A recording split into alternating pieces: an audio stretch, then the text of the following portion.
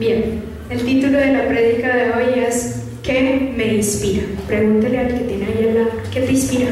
¿Qué te inspira? Inspirar es un estímulo que nos lleva a realizar las cosas. ¿Amén? Cuando usted está inspirado, entonces usted escribe poemas. Cuando usted está inspirado, canta canciones. Cuando usted está inspirado, se siente lo más de bien. Es un estímulo que lo lleva a hacer a usted una determinada cosa. ¿Amén? Hoy quiero hablar a la iglesia que comprende que al haber conocido a Jesús, su vida ya no es la misma. Es totalmente diferente. Hoy deseo hablar a la iglesia que comprende que el mundo espiritual es un mundo real y no es una metáfora. Si hay alguien aquí dentro del lugar, dentro de la congregación que no cree eso, hoy lo va a aprender. Amén.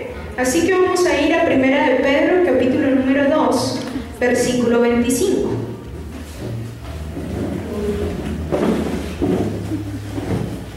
¿Lo tienen? Amén. 1 de Pedro, capítulo número 2, versículo 25 dice: porque vosotros erais como ovejas descarriadas, pero ahora habéis vuelto al pastor y obispo de vuestras almas. ¿Entiende usted que antes de que nosotros conociéramos del Señor teníamos una vida? Y puede que haya sido una vida buena, no necesariamente todo el que conoció después a Jesús fue un matón, un borracho, un andariego. No, quizás muchos de nosotros tuvimos una vida buena y conocimos a Jesús. Pero al conocer a Jesús, nuestra vida toma un rumbo diferente, porque entendemos que Jesús viene a darle vida a nuestro espíritu. Amén. Deseo pedirle en este momento que por favor se cierre sus ojos un momento. Y allí con los ojos cerrados, usted va a pensar quién era antes de conocer a Jesús y quién es usted ahora. Y si hay mucha diferencia, o si tal vez pareciera que no. Solamente piénselo por un momento. Piense quién era usted, qué hacía usted antes, cómo se comportaba antes. Y piense desde el momento en que le hablaron de Dios, desde el momento en que usted comenzó a interesarse por Jesús y Jesús tomó un espacio en su vida. ¿Cómo es usted ahora? ¿Ha cambiado su vida de fe? ¿Ha cambiado su forma de actuar? ¿Ha cambiado algo? Bien, ya pueden abrir sus ojitos. Tal vez muchos de nosotros llevamos tiempo caminando en la vida de fe, ¿verdad? Muchos llevamos en la iglesia, no sé, 10, 12 años, 30 años, un mes, 4 meses, no lo sé. Pero en muchos momentos de ese caminar en la vida de fe, hemos sentido que a veces perdemos el rumbo y hemos sentido que a veces como que no vale la pena seguir a Cristo, como que son más las dificultades o son más los problemas que las bendiciones.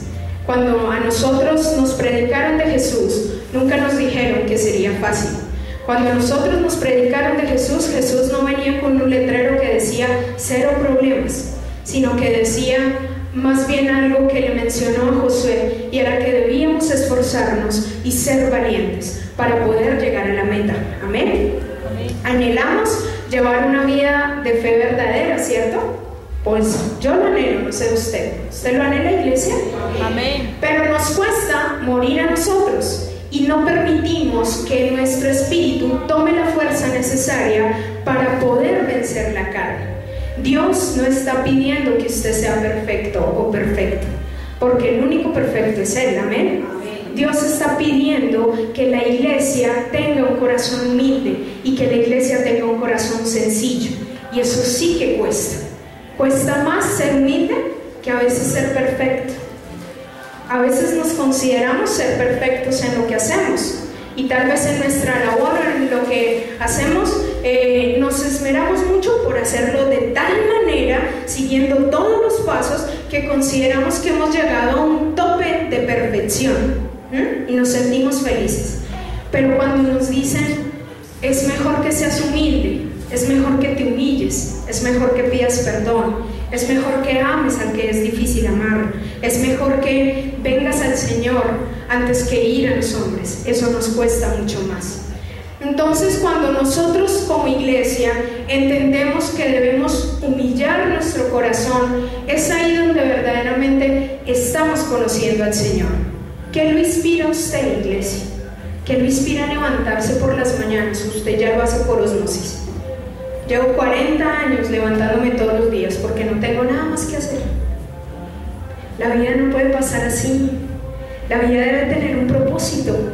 Y nosotros como hijos de Dios debemos tener marcado para que nos levantamos todos los días. Tal vez muchos de los que están aquí, padres o madres, se levantan en su mente con que me levanto para trabajar y darle un sustento a mi familia. Y eso está bien, pero con ese sustento su familia no va a ir al cielo. Cuando nosotros entendemos que hay un propósito y que hay algo mayor que me inspira, mi vida se torna diferente. Y mi vida no se vuelve la rutina de lo que viven los demás. Entonces, Dios quiere que nosotros tengamos corazones humildes, que se propongan a luchar, que no se den por vencidos. Muchos de nosotros al primer problema o a la primera dificultad dentro de la iglesia o fuera de ella, nos damos por vencidos. Y Dios lo que quiere es que nosotros permanezcamos, que nosotros hagamos la obra para Él, que nosotros entendamos que Dios tiene un propósito marcado en nuestras vidas, pero eso lo entendemos solamente cuando nuestro corazón es humilde. Iglesia, mire, muchos de nosotros hoy pensamos que vivir la fe es demasiado difícil, que vivir la fe es tan complicado, porque vienen muchas dificultades, pero ¿cuánto nosotros nos hemos propuesto realmente dar la batalla? Y por eso es tan importante que nosotros lo hagamos con excelencia para Él. Y si nosotros entendemos que Dios es quien nos inspira a nosotros, ¿usted cómo cree que va a estar nuestra vida? Maravillosamente bien, ¿o no? Pero si a usted le inspira, no sé, Jorge Duque Linares, actitud positiva, ¿lo inspira a usted? Pues, ¿qué podemos decir de Dios? Si Dios es el que mejor lo conoce a usted, Dios lo hizo a usted y no usted a usted mismo. Dios le dio la vida que usted tiene. Dios conoce cuando usted se encierra en su cuarto a llorar. Dios conoce cuando usted está molesto aquí en el culto. Dios conoce cuando usted ha venido de mala gana. Dios lo conoce. Usted a Dios no lo puede engañar. A mí quizás, pero a Dios no lo podemos engañar. Entonces, ¿qué es lo que nos está inspirando a nosotros en la vida de fe? ¿O usted ya perdió la inspiración? ¿O usted ya perdió el amor por las cosas del Señor? Y usted todo lo está haciendo mediocremente. Porque usted debe aprender algo, y es que usted se dedica a una cosa y la hace bien o no la hace. Y si se va a dedicar a muchas, hágalas bien o no las haga. Pero uno no debe acostumbrarse a ser una persona mediocre, y mucho menos en las cosas del Señor. Dios es el que me inspira, por lo tanto, si Dios a mí me inspira, yo a Él le doy lo mejor, amén. Si Dios a usted lo inspira, cuando usted llega aquí a este lugar, usted se siente agradado de encontrarse, no con la gente, porque tal vez no le caigan bien, pero sí con Dios. Qué bueno que voy a estar en presencia de Él. No me importa quién esté o quién haya venido o quién no haya venido, yo vengo a encontrarme con Él. Y levanto mis manos y le adoro, y si traigo cargas pues las suelto y Dios se las llevará, porque Dios lo dice en su palabra, y si Él lo dijo, Él lo va a hacer. Pero nosotros debemos venir con un corazón humilde al templo, no con altivez y con arrogancia, porque Dios resiste a los soberbios, mas da gracia a los humildes, amén. Así que muchos hombres y muchas mujeres fueron inspirados por Dios y trascendieron de forma tal que hoy, tanto usted como yo, tenemos un recuerdo muy marcado o quizás muy vago de estas personas. Pero a través de ellos nosotros podemos entender que Dios también puede hacer cosas con cada uno de nosotros. ¿Usted lo cree, iglesia? ¿Usted cree que Dios puede hacer algo con usted? ¿O usted se cree demasiado tenaz que Dios no puede hacer nada con usted? Usted dice, no, Dios no tiene nada que hacer conmigo. No, no creo, ¿cierto? Dios tiene algo que hacer con cada uno de nosotros. Así que vamos a mirar un personaje. Éxodo capítulo número 3, y vamos a leer el versículo 11 y el versículo 12. Y dice: entonces Moisés respondió a Dios: ¿quién soy yo para que vaya a Faraón y saque de Egipto a los hijos de Israel? Y él respondió: ve, porque yo estaré contigo. Y esto te será por señal de que yo te he enviado. Cuando hayas sacado de Egipto al pueblo, serviréis a Dios sobre este monte. Bien, todos sabemos que Moisés era hebreo, sino que resultó en el palacio de los egipcios. Lo adoptó una mujer egipcia. Pero en medio de todo ese propósito que Dios tenía, resulta que Moisés un día mató a un soldado de los mismos egipcios porque vio que maltrataba a uno de los esclavos. Entonces, cuando Moisés ve esto, se llena de mucho coraje y de mucha rabia y ¡suas!, mata al soldado este. Allí, en ese mismo instante, Moisés se siente acusado. ¡Oh! He matado a un hombre, y salió corriendo a esconderse. Y en ese momento que él sale a esconderse es donde viene el ángel de Jehová a hablar con él y a decirle que él es el que va a sacar el pueblo de la esclavitud. Cuando viene el ángel de Jehová a hablar con él y le dice esto, Moisés dice: no, ¿yo? Pero es que ¿quién soy yo? ¿Cómo voy a sacar ese pueblo yo de la esclavitud? ¿Yo, un hombre común y corriente? Si a usted viniera Dios mismo y le dijera: mire, Giovanita, usted, señorita, es la que va a libertar esta nación Colombia. Entonces Giovanna dice: claro, en el nombre de Jesús, ¿cierto? Con toda fe. O muy seguramente diría: ¿yo? No, yo no puede ser. Y entonces Moisés, ¿qué contestó? ¿Que él qué? ¿Quién soy yo para que vaya a Faraón y saque de Egipto a los hijos de Israel? Él veía a Faraón como alguien superior, ¿verdad? Y en el 12 dice, el Señor le dice: ve, porque yo estaré contigo, y esto te será por señal de que yo te he enviado. Cuando hayas sacado de Egipto al pueblo, serviréis a Dios sobre este monte. Muchos de nosotros hemos tenido que pasar por eso, y Dios nos ha dicho: sí, usted, hombre, que sí, que es con usted, le estoy hablando, vaya, ¿cuál es el problema? No, es que a mí me da miedo. No, es que Dios nos dice: yo voy a estar con usted. Amén. ¿Qué miedo tiene? Yo estoy con usted. Y para muchos, el que Dios nos diga: yo voy a estar con usted, es: no, pues, qué grandioso. Si es que el Todopoderoso está con nosotros, no hay nada en contra de nosotros. Cuando nosotros tomamos en realidad la palabra, cuando nosotros hemos entendido que cada palabra es una promesa para nuestra vida, nosotros nos tomamos en serio que Dios está con nosotros y que si Él está con nosotros, nada nos va a pasar. Éxodo capítulo número 4, versículo del 1 al 3. Entonces Moisés respondió diciendo: he aquí que ellos no me creerán, ni oirán mi voz, porque dirán: no te ha aparecido Jehová. Y Jehová dijo: ¿qué es eso que tienes en tu mano? Y él les respondió: una vara. Él le dijo: échala en tierra. Y él la echó en tierra, y se hizo una culebra, y Moisés huía de ella. Moisés, a pesar de que Dios ya le había dicho que él iba a estar con él, Moisés le dijo: no, pero venga, ¿no me puede dar otra señal? Y el Señor, en su misericordia, le da otra señal, y es que convierte una varita que él tenía en una culebra. ¿Ustedes se imaginan donde este micrófono se me convirtiera en una culebra? Yo salgo espantada de acá, ¿verdad? Pero a veces nosotros somos tan necios que no a la primera vez que Dios nos dice: no te preocupes, yo estaré contigo, nosotros le creemos, sino que no lo tiene que repetir muchas veces. Y a veces Dios se enoja. Vamos a leer el versículo 4, el 10, del capítulo 4, el versículo 10 dice: entonces dijo Moisés a Jehová: ay, Señor, nunca he sido hombre de fácil palabra, ni antes, ni desde que tú hablas a tu siervo, porque soy tardo en el habla y torpe de lengua.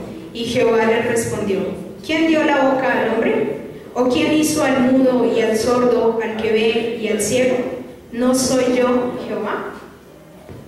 Entonces, tras del hecho, Moisés le saca otra excusa. No, mire, lo que pasa es que yo no sé hablar bien. ¿Sí? El señor Moisés hablaba enredado su lengua. Todos los que estamos aquí hablamos bien, ¿cierto? Ninguno tiene ese problema. ¿Y entonces por qué no predicamos? Porque no podemos abrir la boca para decirle a otro: venga, hay alguien todopoderoso que puede hacer algo por su espíritu, no por su vida, sino por su espíritu. ¿Por qué no lo hacemos? Si podemos hablar bien, no necesitamos un Aarón, ¿o sí? ¿O hay alguien aquí que necesite un Aarón? Porque si necesita un Aarón es porque tiene vergüenza y se avergüenza del que lo salvó. Y eso es muy triste.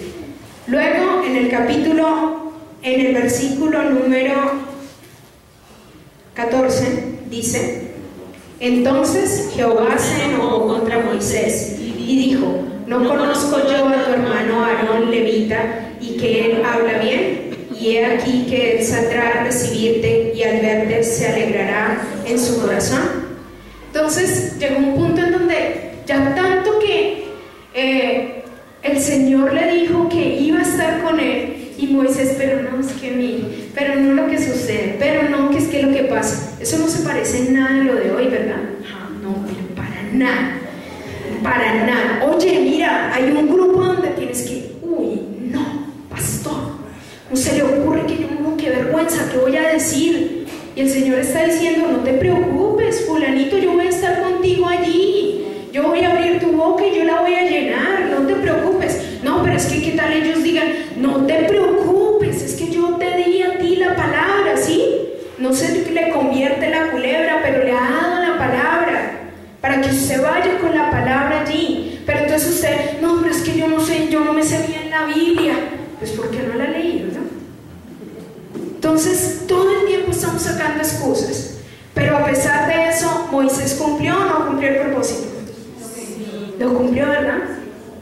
Lo cumplió. Lo cumplió total.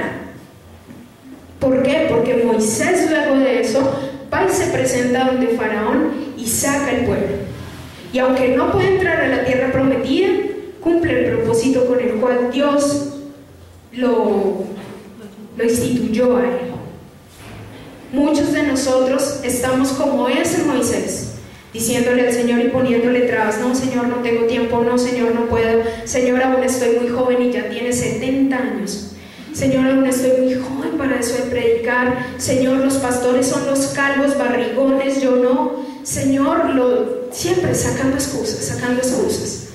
Pero nunca hacemos nada para tomar esa vara y decir: yo voy a ir a sacar ese pueblo de la esclavitud. Y este Moisés puede ser un ente inspirador para su vida, para que usted se dé cuenta que si Dios hizo algo con Moisés hace muchos años, Dios puede hacer algo con su vida hoy. Amén. Solamente si usted dispone su corazón. Ahora quiero que conozca otro personaje, se llama Gedeón. Váyase a Jueces, capítulo número 6.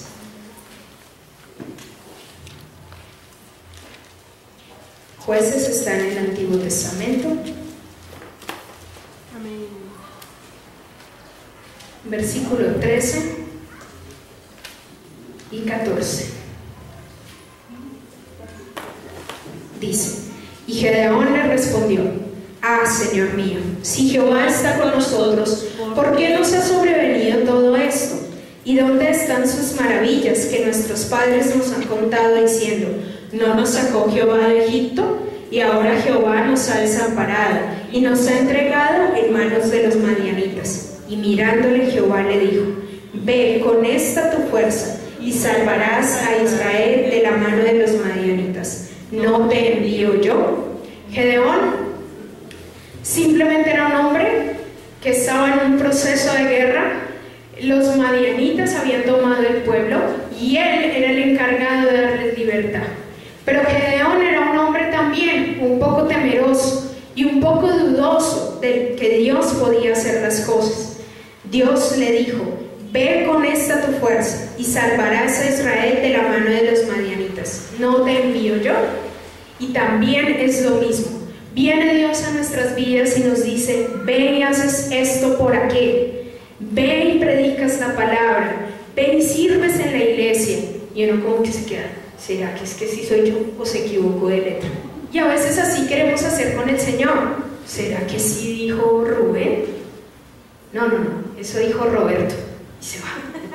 ¿Será que sí dijo Florinda? No, eso dijo Florencia, ¿sí? Y todo el tiempo le estamos haciendo quite al Señor. Lea Jueces capítulo número 6, versículo 36 al 40. Y Gedeón dijo a Dios: si has de salvar a Israel por mi mano, como has dicho, he aquí que yo pondré un vellón de lana en la era, y si el rocío estuviera en el vellón solamente, quedando seca toda la otra tierra, entonces entenderé que salvarás a Israel por mi mano, como lo has dicho. Y aconteció así, pues cuando se levantó de mañana, exprimió el vellón y sacó de él el rocío, un tazón lleno de agua.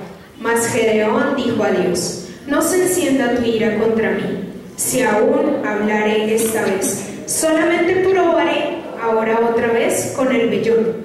Te ruego que solamente el vellón quede seco y el rocío sobre la tierra. Y aquella noche lo hizo Dios así. Solo el vellón quedó seco y en toda la tierra hubo el rocío. ¿Usted puede creer este descarado? Pero eso no solamente le pasa a Gedeón. Mira que yo tuve un amigo que dijo que: Señor, yo me caso si 2 copetones pajaritos se dan un piquito. Y él volteó a mirar y 2 pajaritos estaban ahí hablando. No sé, los pájaros se dan como piquitos. Usted piensa que se dan piquitos, no sé, de pronto se están alimentando, qué sé yo, están haciendo otra cosa. Y él: ay, el Señor me acaba de hablar, y se casó. Y no duró ni una semana casado, porque eso no, la voluntad de Dios no es de ese tipo. Aquí Gedeón le está pidiendo eso, y tal vez nosotros le pedimos a Dios señales de ese tipo. Ay, Señor, que yo salga y pase el sit desocupado y predico en la oficina. Y como ese sit va bien lleno, pues usted le da gracias a Dios porque pasó, pero porque lo libró de predicar en la oficina, ¿no es cierto? Y entendemos que esa es la voluntad de Dios, y no nos equivocamos. Y todo el tiempo le estamos pidiendo a Dios una señal. Señor, si tú estás conmigo, muéstrame tal cosa. Señor, si tú estás conmigo, muéstrame tal otra. Señor, si tú estás conmigo. Y todo el tiempo le estamos demandando al Señor una señal. ¿Acaso Dios viene y le dice a usted: si tú estás conmigo, muéstrame una señal? No lo hace, ¿verdad?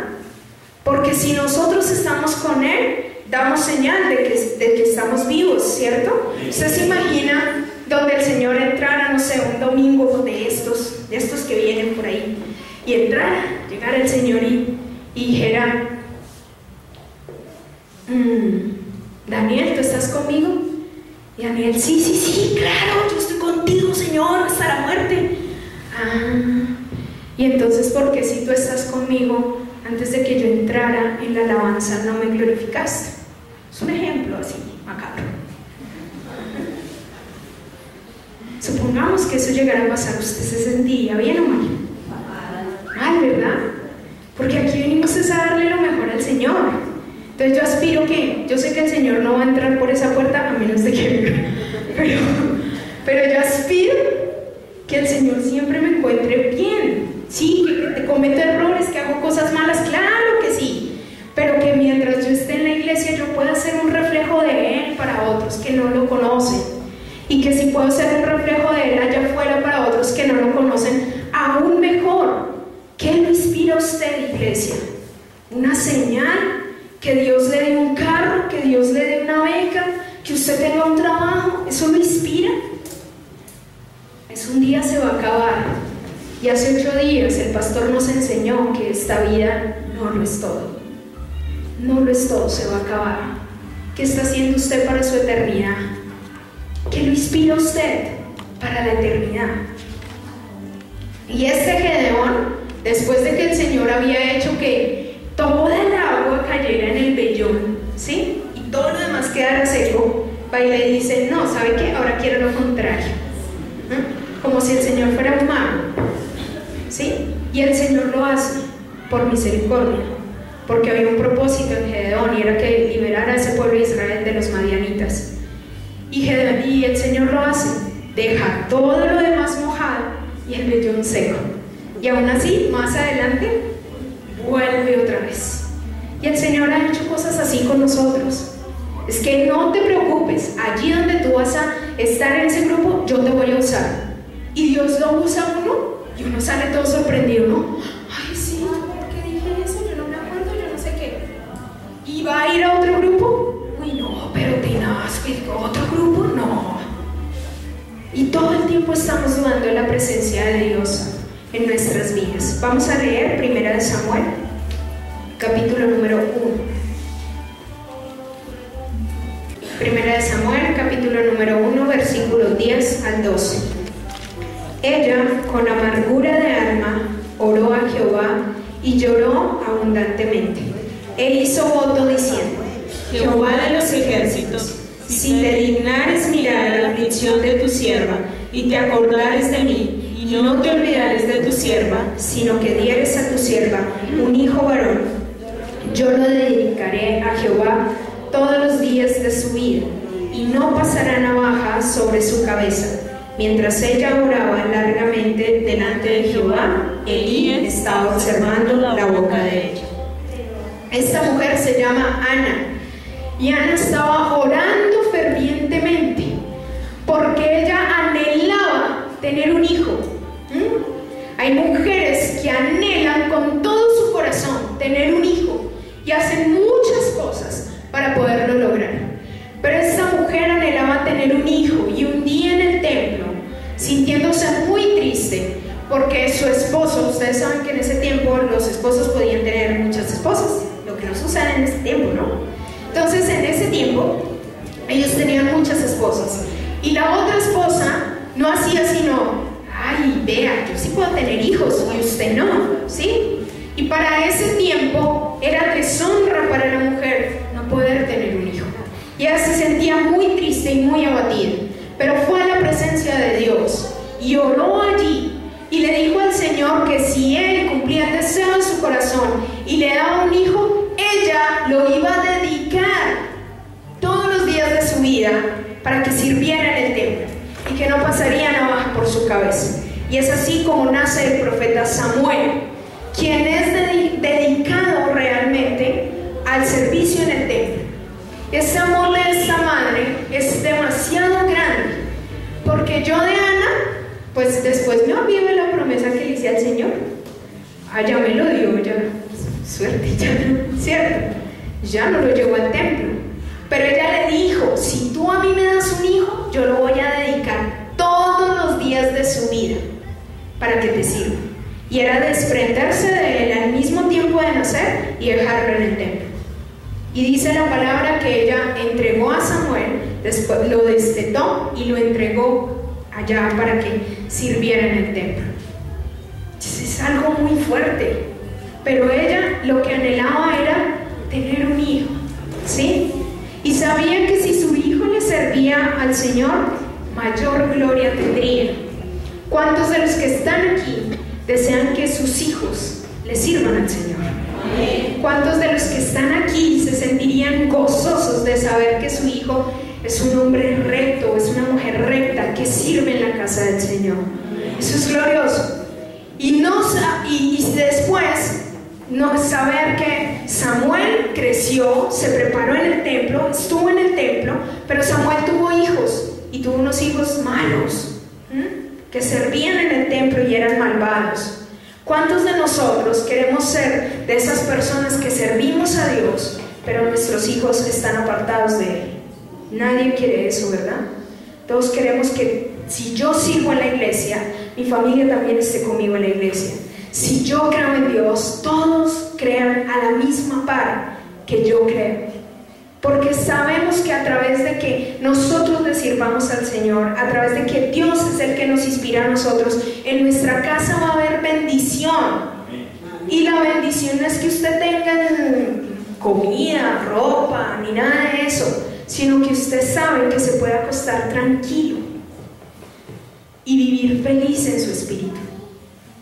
Pero mucha gente cree tener familias felices cuando al interior de sus casas se los está comiendo la ira, se los está comiendo el desacuerdo, se los está comiendo el hecho de que ya no comparten y creen que están bien, pero Dios ahí no está. Entonces muchos de nosotros también hemos actuado así como esta Ana y nos hemos postrado delante del Señor y le hemos rogado que por favor tenga misericordia de nuestras vidas en algo, y hemos recibido respuesta del Señor, o yo por lo menos lo he recibido. Primera de Samuel 1, del 17 al 19. Dice: Elí respondió y dijo: ve en paz, y el Dios de Israel te otorgue la petición que le has hecho. Hasta ahí. Elí era el sacerdote y él la vio orando allá, pero mejor dicho, y él pensó que estaba borracho. Y a veces aquí llega mucha gente que escucha a las personas llenas del Espíritu Santo hablar en lenguas y piensan que están borrachos, y piensan: uy, ojalá eso no me pase a mí, y se está perdiendo de la bendición, de la llenura del Espíritu Santo, porque el hablar en lenguas es un don, y nos perdemos de eso, y a veces malinterpretamos. Y el 19 dice: y levantándose de mañana, adoraron delante de Jehová, y volvieron y fueron a su casa en Rama, y Elcana se llegó a Ana su mujer, y Jehová se acordó de ella. En ese momento Dios le da la bendición a Ana de que quede embarazada y pueda dar a luz su hijo. Cuando nosotros vamos delante del Señor y oramos fervientemente, muy seguramente el Señor va a responder, porque Dios no es injusto. Dios nos va a responder. Pero ¿sabe qué a veces pasa? Nosotros mismos ni siquiera oramos, movemos un milímetro de nuestra boca para pedirle al Señor, pero sí le pedimos a los pastores de la iglesia, o a los amigos, o a los familiares, que oren por nosotros, sabiendo que si lo hacemos con nuestra propia boca, mayor garantía tiene de que sea cumplida. Entonces, Moisés, Gedeón, Ana, cada uno de ellos fue inspirado por Dios para hacer algo en el reino de los cielos, para que hubiese historia de ellos.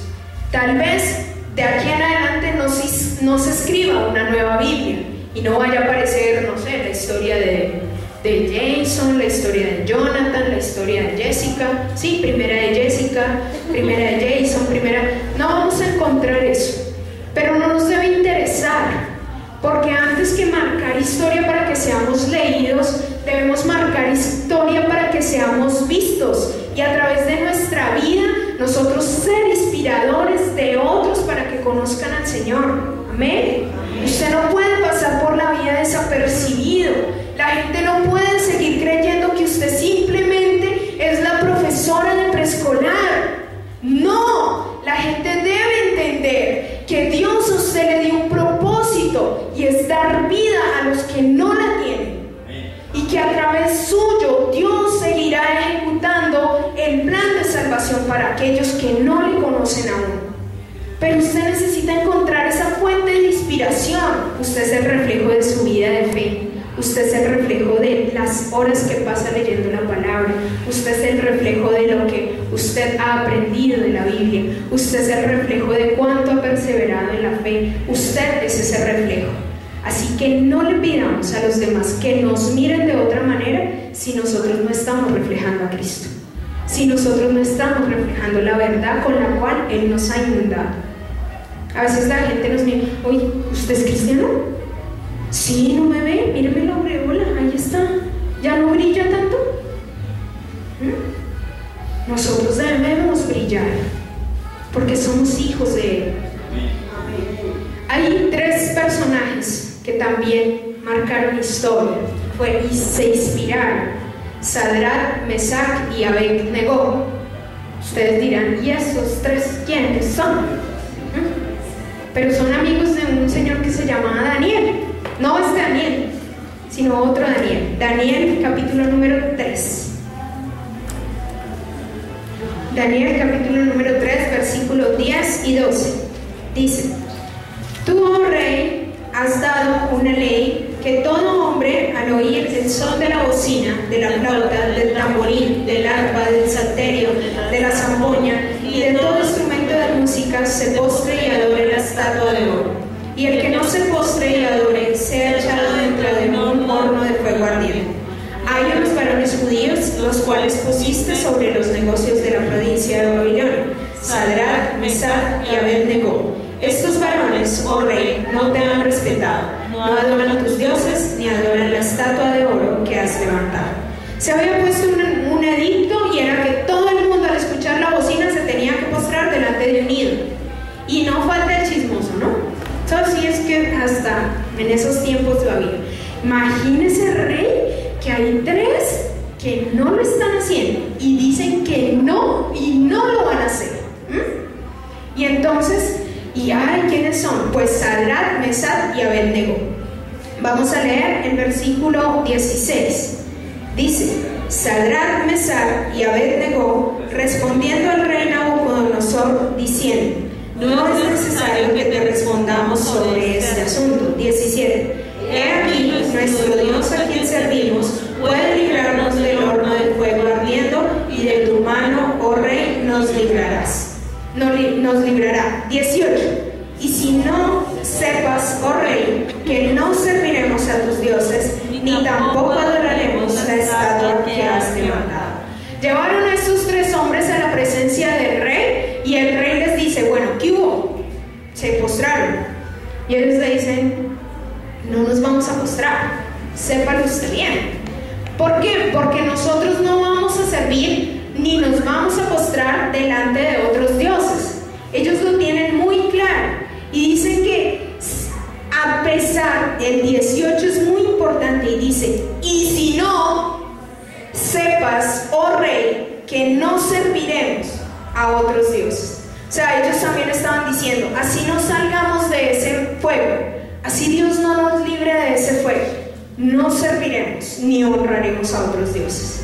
Y esa es una parte que tanto ustedes como yo debemos aprender, porque muchas veces nosotros decimos: sí, serviremos al Señor y no nos postraremos delante de otros dioses.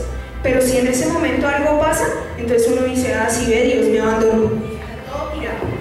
Mientras que estos hombres dijeron: no importa lo que suceda, no importa lo que pase, no nos postraremos. ¿Y cuántos de nosotros hemos vendido nuestros principios? ¿Cuántos? Yo no lo sé. Yo no creo haber vendido mis principios. Creo que no. Pero muchas personas sí venden sus principios. Ay, mire, lo que pasa es que como usted es de contabilidad, ¿por qué no nos ayuda a pasar estas facturas más adelante? No sé, con mayor regularidad, ponerle otro valor. Ay, ¿será que eso está? No, eso ¿quién se va a dar cuenta? No, eso hagámosle, aumentémosle un cerito, eso no pasa nada. Y vendemos nuestros principios por una posición, o vendemos nuestros principios: uy, hoy está haciendo mucho frío, no, por un día que vaya a la iglesia eso no pasa nada. Y vendemos nuestros principios. Ay, no, es que hoy tengo estudio en la iglesia, eso por un día que yo no vaya a escuchar allá, eso no pasa nada. Y vendemos nuestros principios, cuando Dios nos está diciendo a nosotros que Él va a estar con nosotros, que Él nos va a ayudar, pero que en nosotros también debe haber una disposición para que eso suceda. Y estos hombres estaban tan seguros de que Dios los iba a sacar, que posteriormente, en el versículo 28, léalo usted allí en su Biblia, dice: Nabucodonosor el rey. Entonces Nabucodonosor dijo: bendito sea el Dios de ellos, de Sadrach, Mesach y Abed-Nego, que envió su ángel y libró a sus siervos que confiaron en él, y que no cumplieron el edicto del rey y entregaron sus cuerpos antes que servir y adorar a otro Dios que su Dios. Y desde allí todos fueron mandados a adorar al Dios de Sadrach, Mesach y Abed-Nego. ¿Por qué? Porque ellos fueron testimonio delante de otros hombres, porque ellos no vendieron su fe. Y muchos de nosotros no debemos vender nuestra fe. Muchos de nosotros debemos entender que Dios nos ha dado armas poderosas para hacerle frente al enemigo, y que Dios es el que nos inspira día tras día. Solamente Cristo puede ser la fuente de inspiración de una persona. yo les decía a ustedes, ¿qué lo inspira? En todo momento nosotros podemos ser inspirados a algo, ¿cierto? Entonces usted se levanta pues con la inspiración al borde y dice, voy a cambiar el color de las paredes de la casa, ¿cierto? Y usted lo cambia. Y llega su esposa y, ¿cómo se le ocurrió ponerse verde biche con negro? ¿Qué le pasa? ¿Por qué hizo eso? Y ahí en ese mismo momento se le acaba la inspiración. Pero cuando es Jesús mismo la fuente de nuestra inspiración, todo lo que yo hago rebosa de gozo. Todo lo que yo hago muestra que ahí está el sello de Él. Todo, en todo lo que yo hago. Y es que mire, Jesús es nuestra fuente de inspiración por varias cosas, y se las voy a leer así rapidito. Jesús nos enseñó el camino al Padre. Jesús nos mostró que podíamos hacerle frente a la tentación cuando Él se encontró en el desierto con el diablo y le dijo que no solo de pan viviría el hombre, sino de toda palabra que saliera de la boca del Señor. Jesús nos dijo que nosotros éramos la luz del mundo, que no podíamos estar debajo de una mesa, sino que teníamos que estar en lo alto para brillar a todo el mundo. Jesús nos dijo que debíamos vivir en hermandad, que debíamos perdonar al que nos había hecho daño. Jesús nos dijo que era mejor dar que recibir. Nos enseñó que una viuda había dado de todo lo que tenía y que era mejor dar que recibir. Jesús nos enseñó a orar. Cuando usted lee Mateo capítulo número 6, encuentra el Padre Nuestro. Él le enseñó a orar. Jesús nos enseñó a no juzgar y nos dijo que primero miráramos la viga que hay en nuestro ojo antes que mirar la viga que hay en el ojo del hermano. Jesús nos enseñó que debemos dar buen fruto y fruto abundante, no fruto del que un día perece. Jesús nos enseñó a guardar su palabra. Jesús nos enseñó a tener fe. Jesús nos enseñó que somos útiles para Él. Jesús nos enseñó a descansar en Él. Dijo, todos los que estéis cargados y fatigados, confíen en mí, quítense todo esto y yo les ayudaré. Jesús nos enseñó a ver cómo nos cuidaba, porque tuvo misericordia de esa multitud que tenía hambre y solamente con unos panes y con unos peces le dio de comer a más de 5,000 personas. Jesús nos enseñó que Él nos supliría, que Él estaría allí.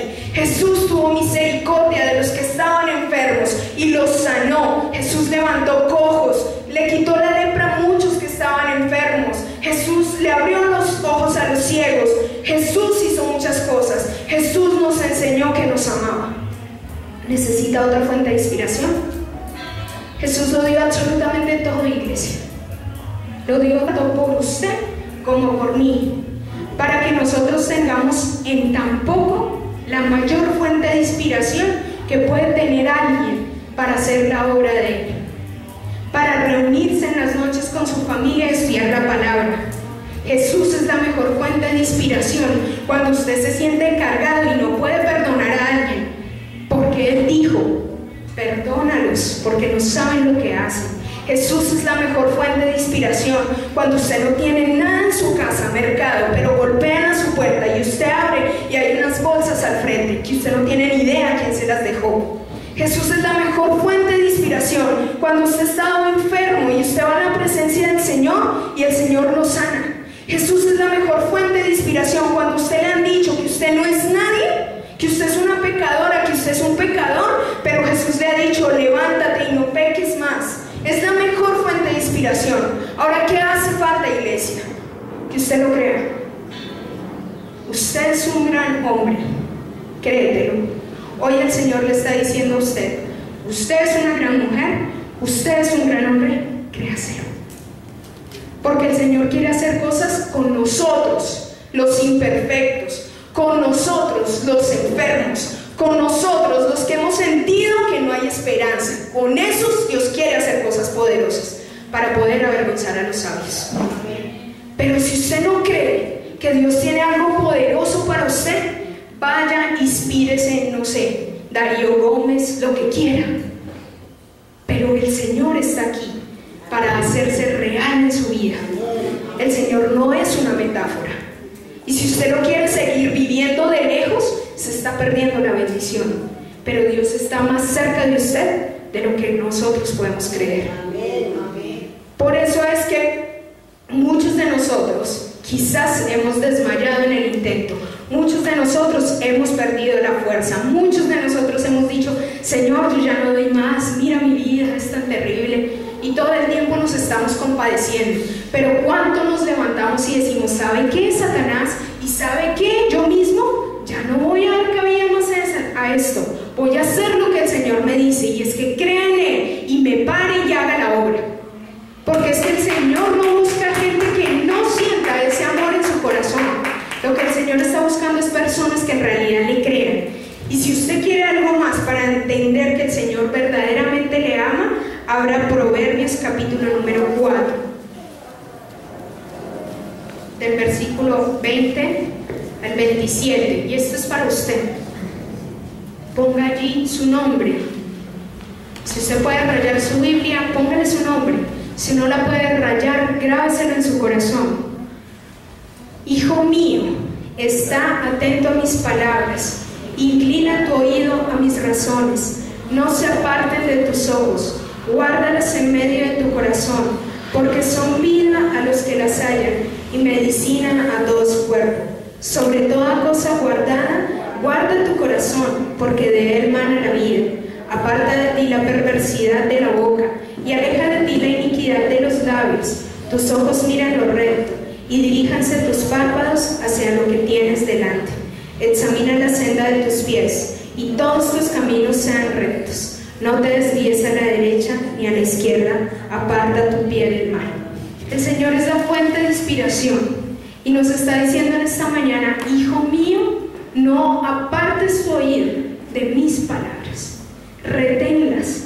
Si hoy el Señor nos está llamando a que nosotros nos volvamos a Él y a que la mayor fuente de inspiración que nosotros tengamos sea Él, tomemos en cuenta esa palabra. Dios nos ha dicho a nosotros que nosotros somos unos grandes hombres y unas grandes mujeres, y que Dios lo hará.